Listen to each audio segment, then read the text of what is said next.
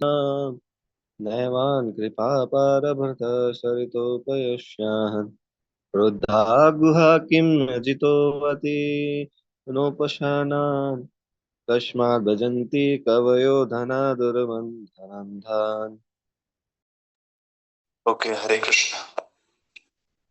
तो हमने देखा कि किस प्रकार से सुखदेव गोस्वामी बता रहे हैं, जो बुद्धिमान व्यक्ति है वो जीवन की न्यूनतम आवश्यकताओं के लिए ही प्रयास करता है, बहुत ज्यादा इकट्ठा नहीं करता है चीजों को, और जो केवल बेसिक नीड्स हैं उन नीड्स के लिए ही काम करता है।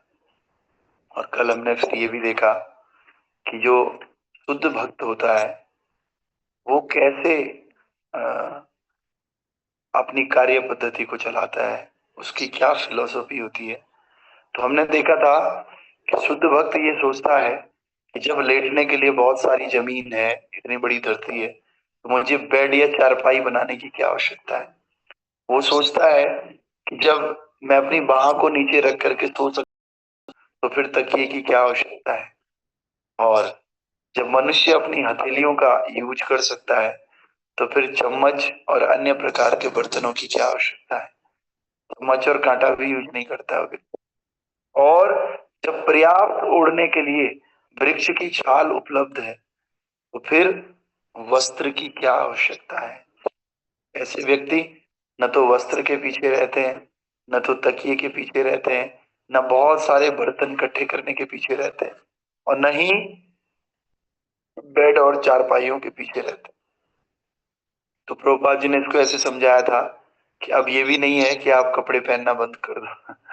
मतलब हमें एक बैलेंस लाइफ जीनी है, पशुओं की तरह जीवन नहीं जीना है, और हमें किसी न किसी प्रकार से कुल मिला के भगवान जैसी स्थिति में रखे हमें वैसी स्थिति में रहना है। और बहुत ज्यादा प्रयास भौतिक सुख सुविधाओं के लिए नहीं करना है, जितना मिल जाए, नहीं तो भगवान का भजन करना है। तो आज का श्लोक आगे क्या कह रहे हैं, क्या सड़कों पर चिथड़े नहीं पड़े रहते हैं, क्या दूसरों का पालन करने के लिए जीवित रहने वाले वृक्ष अब दान में भिक्षा नहीं देते, क्या सूख जाने पर नदियां अब प्यासे को जल प्रदान नहीं करती, क्या अब पर्वतों की गुफाएं बंद हो चुकी हैं, क्या अब सबसे परे सर्वशक्तिमान भगवान पूर्ण शरणागत आत्माओं की रक्षा नहीं करते। तो फिर विद्वान मुनिजन उनकी चापलूसी क्यों करते हैं, जो अपनी गाड़ी कमाई की संपत्ति के कारण प्रमत्त हो गए हैं। तो देखिए कितनी अच्छी बात कह रहे हैं। क्या कह रहे हैं कि क्या अब सड़कों पर चिथड़े नहीं नहीं रहते हैं, क्या दूसरों के पालन करने वाले वृक्ष अब दान में भिक्षा नहीं देते, क्या सारे पेड़ खत्म हो गए हैं, क्या सारे फल खत्म हो गए, आपके घर में खाना खत्म हो गया है। नहीं।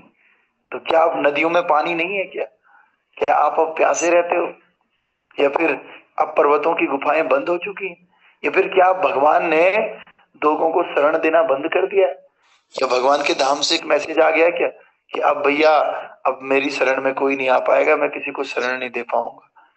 तो जब सारे रास्ते खुले हैं, पीने के लिए पर्याप्त पानी है और खाने के लिए पर्याप्त अन्न है, आपके पास फल है, जीवित रहने के लिए वृक्ष हैं, सब कुछ आपके पास है।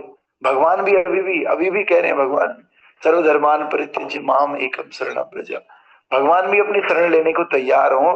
तो भैया तुम लोग उन लोगों की चापलूसी क्यों कर रहे हो जो अपनी गाड़ी कमाई के कारण पागल हो चुके हैं, प्रमत्त हो चुके हैं, जो केवल और केवल अपनी कमाई के कारण, जिनका सीना चौड़ा रहता है हर समय, जो समझते हैं संसार में हिरण्यकश्यप की तरह कोई दूसरा है ही नहीं, मैं ही सबसे बड़ा हूँ और मैं ही सबसे धनी आदमी, जो भगवान को मानते ही नहीं है, केवल पैसा पैसा पैसा करते हैं। तो आप लोग उनकी चापलूसी क्यों करते हो। ये किनके लिए कहा जा रहा है, ये बुद्धिमान मुनिजन के लिए क्या कहा जा रहा है। जो भी थोड़ा भी अपने आप को बुद्धिमान समझता है तो फिर वो ऐसे लोगों की चापलूसी क्यों करता है। भैया चापलूसी करनी है तो supreme personality of God head भगवान श्री कृष्ण की करो, उनके शरणागत हो जाओ। शरणागत होकर के वो सब कुछ देंगे, फल देंगे, अन्न देंगे, पीने को पानी देंगे। तो इसलिए अभी प्रभुपाद जी तात्पर्य में कह रहे हैं, तात्पर्य भाई अर्चनीय वंदनीय प्रातः स्मरणीय जगत कृष्ण प्रभुपाद जी द्वारा ये सब बातें एक तरह से शुद्ध भक्तों के लिए कही गई है। या फिर ऐसे भक्त जो अपना पूरा जीवन भगवान को देना चाहते हैं, जो संन्यास आश्रम में विशेष रूप से हैं। सन्यासियों के लिए ये सब लिखा जा रहा है, ये भी पिछले वाला श्लोक भी और उससे पिछले वाला श्लोक भी, ये तीनों श्लोक सन्यासियों के लिए है कि भाई उनको कैसे रहना चाहिए। तो कह रहे हैं सन्यास कभी भिक्षा मांगने या दूसरे जीवों परजीवी बनकर दूसरों पर निर्भर रहकर जीवित रहने के लिए नहीं है। प्रभुपाद जी कह रहे सन्यास इसलिए नहीं है कि आप भीख मांग सको और दूसरों पर निर्भर रह सको। शब्दकोश के अनुसार परजीवी वो है जो समाज को किसी प्रकार का योगदान किए बिना समाज के खर्च पर जीवित रहता है। परजीवी मतलब होता है बैक्टीरिया। बैक्टीरिया क्या करता है, हमको कुछ देता थोड़ी है, बस हमारा खून चूसता है, हमसे लेता है, हम खाते हैं, उससे ब्लड बनता है और उस ब्लड को वो जो बैक्टीरिया वो सक करके जीवित रहता है। कह रहे सन्यास ऐसा नहीं है कि आप दूसरों पर बोझ रहो, आप दूसरों की कमाई खाओ। सन्यास इसलिए नहीं है। सन्यास किस लिए है? सन्यास आश्रम समाज को महत्वपूर्ण योगदान करने के लिए है, न कि गृहस्थों की कमाई पर आश्रित रहने के लिए। सन्यास इसलिए है कि आप गृहस्थों को और पूरे समाज को कुछ दो, अपना योगदान दो। आश्रम इसलिए नहीं है कि आप गृहस्थों से पैसा लो और मस्त खाओ पियो और ऐश करो, प्रभुपाद जी कह रहे इसलिए सन्यास नहीं है। इसके विपरीत प्रामाणिक सन्यासों द्वारा गृहस्थों से भिक्षा लेना दाता के वास्तविक लाभ के लिए संतों द्वारा एक सुअवसर होता है। संत तो वो है भैया जिसने पूरे संसार को भला करने के लिए अपना घर छोड़ दिया, अपना सांसारिक जीवन छोड़ दिया, उसको संत बोलते हैं। तो जो संत है, संतों का ये कर्तव्य है कि वो जितना ले रहे उससे कई गुना ज्यादा समाज को दें।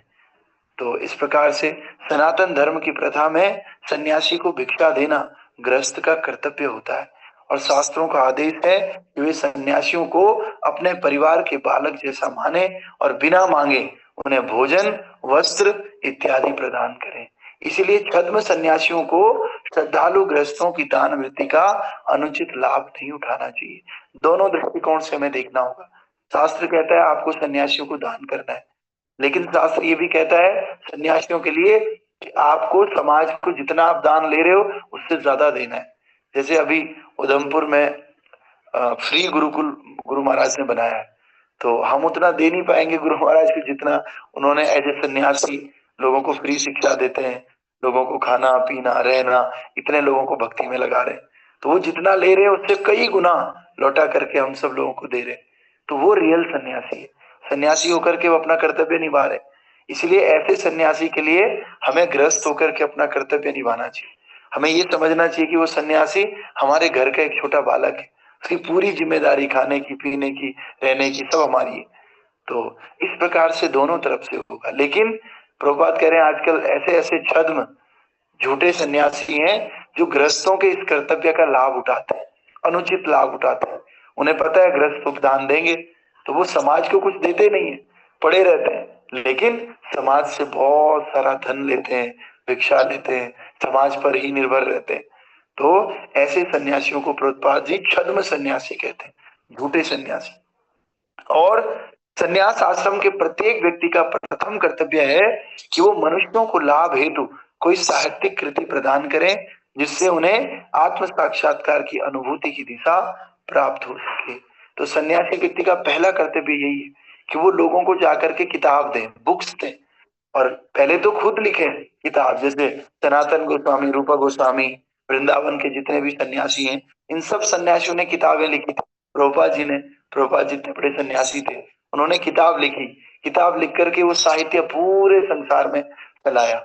और खुद अगर आप साहित्य नहीं लिख सकते हो सन्यासी होकर के, तो आपको अपने गुरु या अपने आचार्यों की जो किताबें हैं वो किताबें पूरे संसार को देनी होगी, तब जाकर के आप सन्यासी हैं। पहला कर्तव्य यही है, किताबें देना, या उन किताबों के अंदर जो ज्ञान है वो ज्ञान आपको पूरे संसार में बांटना होगा। यहाँ प्रोग्राम करना होगा, वहां प्रोग्राम, आपको बैठा नहीं रहना चाहिए। हर दिन आपको कम से कम एक प्रोग्राम करना होगा, तब जाकर के आप सन्यासी कहलाएंगे। तो इसी प्रकार से आप प्रभुपाद जी का जीवन देखेंगे, प्रभुपाद जी के शिष्यों का जीवन देखेंगे। आप मायापुर चले जाओ, वृंदावन चले जाओ, दिल्ली चले जाओ, बॉम्बे चले जाओ, जहां जहां भी जो जो सन्यासियों का क्षेत्र है, हर दिन उन सन्यासियों की क्लास होती है।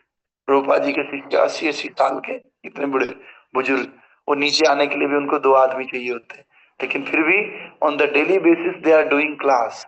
वो हमेशा क्लास कर रहे, हमेशा प्रीच कर रहे, हमेशा शिष्यों को मोटिवेट कर रहे। तो इसलिए सन्यासियों का कर्तव्य है। और आगे प्रभुपाद जी कह रहे हैं कि सन्यास आश्रम के प्रत्येक व्यक्ति का यही प्रथम कर्तव्य है। श्रील सनातन गोस्वामी, रूप गोस्वामी और वृंदावन के अन्य गोस्वामियों के सन्यास काल में अन्य कर्तव्यों में सबसे प्रधान कर्तव्य था वृंदावन के सेवा कुंज में पारस्परिक विद्वतापूर्ण गोष्ठी।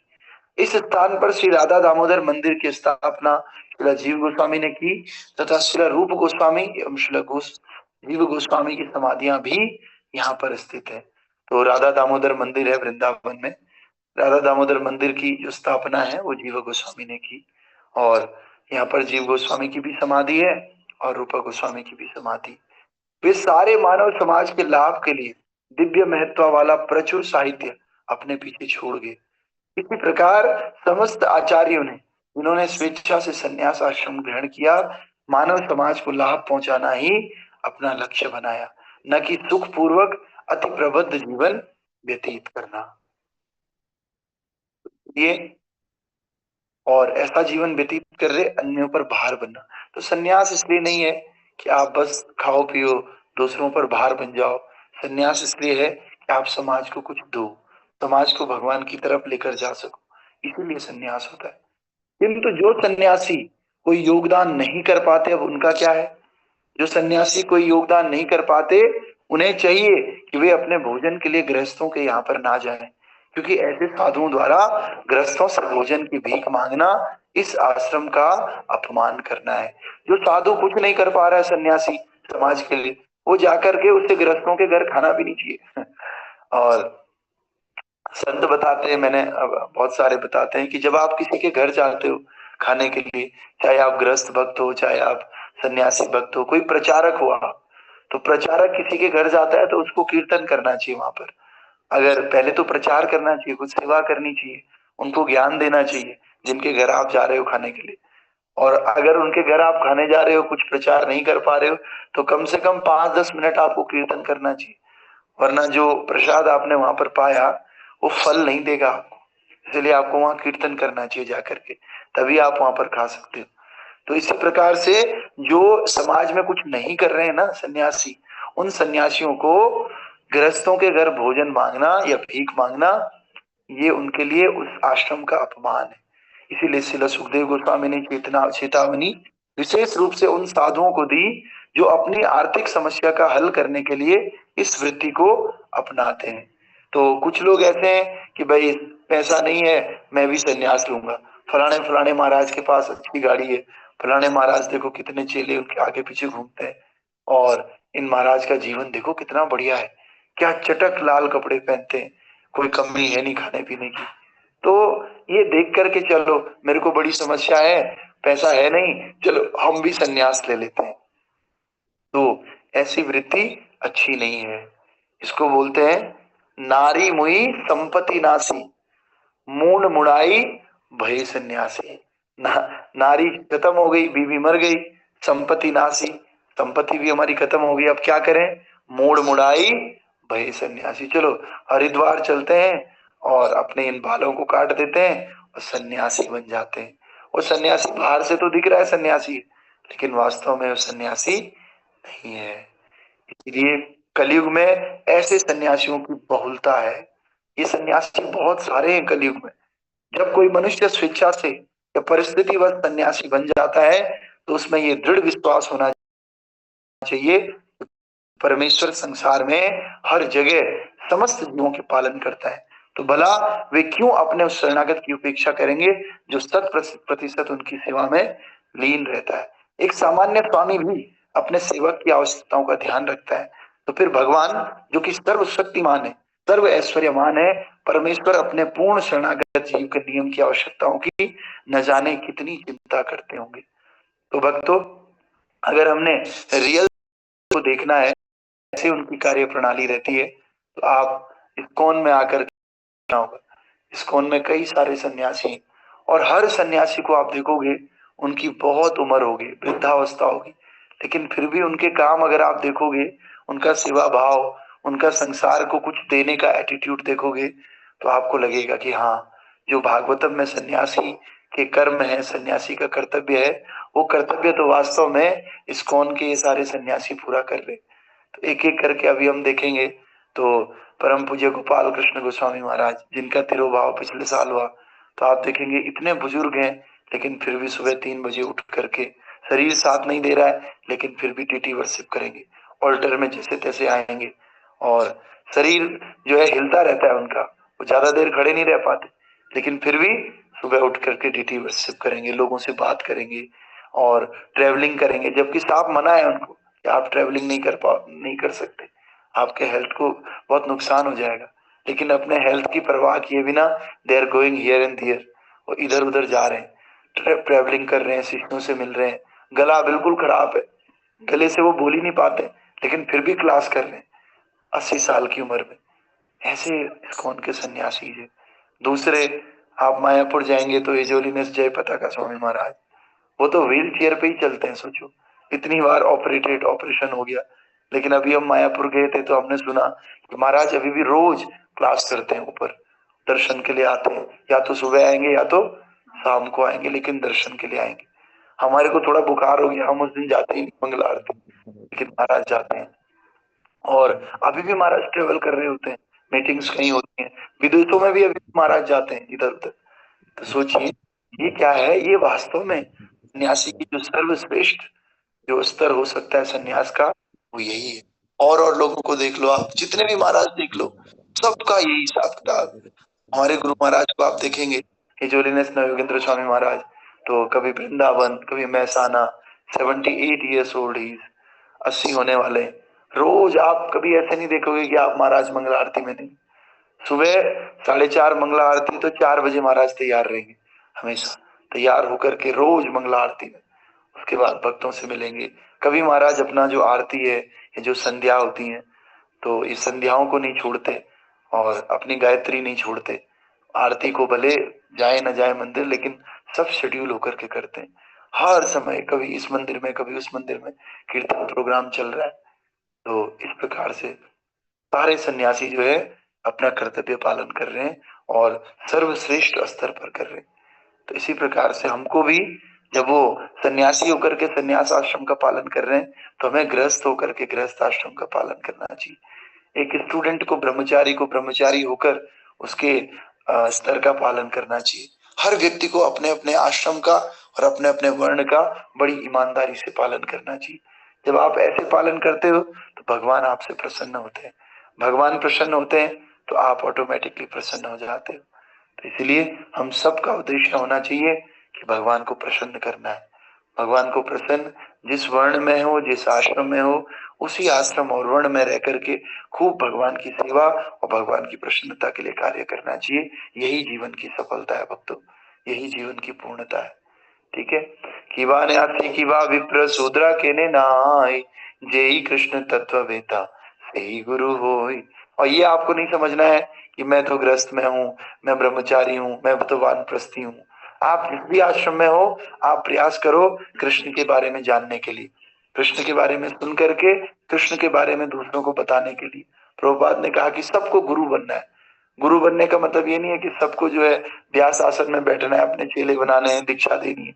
गुरु मीन्स आप सबको भगवान श्री कृष्ण के नॉलेज को लोगों तक पहुंचाना है, और इसी को गुरु कहते हैं वास्तव में। तो आपको जहां भी सेवा का मौका मिले, आपको प्रचार करना चाहिए, आपको भगवान की कथा सुननी चाहिए, कथा सुन करके ये कथा दूसरों में बांटनी चाहिए। यही जो है गोष्ठानंदी लोगों का मूड है, यही प्रभुपाद जी का मूड है, यही आचार्यों का मूड है, और यही वास्तविक धर्म है एक जीव का। ठीक है। इस प्रकार से अब इसमें थोड़ा सा तात्पर्य रह गया, ये तात्पर्य हम कल आपको बताएंगे, क्योंकि अभी आरती का समय हो गया। ठीक है। आप सब लोग आइए, मैं देख रहा हूँ आजकल नंबर थोड़ा सा कम हो रहा है, तो आप सब लोग इस बात का विशेष ध्यान रखिए कि हमारी जो कंसिस्टेंसी है तो वो ब्रेक नहीं होनी चाहिए। तो आप देखोगे हमारे जो सन्यासी की हम बात कर रहे हैं, उनका कोई ना कोई एक काम ऐसा है कि जो 40-40 सालों से चल रहा है, उन्होंने कभी उस काम को छोड़ा नहीं। तो हमको भी इस काम को नहीं छोड़ना है। और काम तो हमारे छूटते रहते, लेकिन सुबह जो 6:30 बजे भागवतम होती है 7 बजे तक, इस काम को हमने नहीं छोड़ना है, रोज इस काम को करना है। आप 2-3 साल बाद खुद ही मुझे बोलोगे प्रभु जी इसका रिजल्ट हमें मिला है, लेकिन एक दिन भी नहीं छोड़ोगे तब रिजल्ट मिलेगा। और इसके साथ ही दूसरों को भी इसमें लगाओगे तब और ज्यादा फायदा मिलेगा। तो आप सब जिस जिस एरिया में रहते हो और जो जो आपके लोग क्लास में आते हैं, आप देखा करो क्लास में आने के बाद, यार ये माता जी तो नहीं आई, ये तो मेरे दोस्त हैं, ये तो नहीं आए क्लास में। और अगर आप सच्चे दोस्त हो, सच्चे पड़ोसी हो, तो तुरंत फोन कर लो, माता जी क्लास शुरू हो गया, आप आए नहीं, जल्दी आ जाओ। ठीक है, इस प्रकार से आपका भी उद्धार हो गया, आप गुरु बन गए। इसी को भक्ति में जोड़ करके आप ऑटोमेटिकली गुरु बन गए। समझ रहे हैं? तो चैतन्य महाप्रभु और प्रभुपाद जी की जो वाणी है, आप सबको गुरु बनना है तो वो आप ऐसे ही कर सकते हो, इसी प्रकार से दूसरों को भक्ति में लगा करके। ग्रंथराज श्रीमद् भागवत महापुराण की जय। श्रील प्रभुपाद गुरु महाराज की जय। अनंत कोटि वैष्णव वृंद की जय। निताय गौर प्रेमानंदे। हरि हरि बोल।